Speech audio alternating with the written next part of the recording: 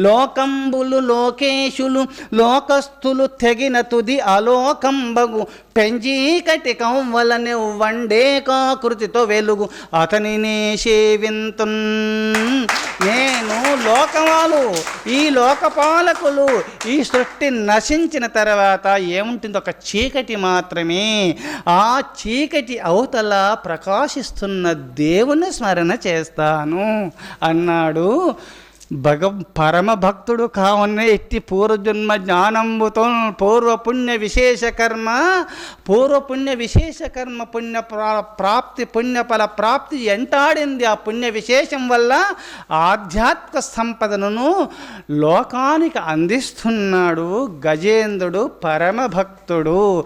భగవంతుడు ఎక్కడున్నాడు, ఎట్లుంటాడు అంటే లోకంబులు లోకేశులు లోకస్తులు తెగిన తుది అలోకంబగు పెంజీకటి కవ్వల కెవ్వండే కాకృతితో వెలుగు అతనిని సేవింతున్.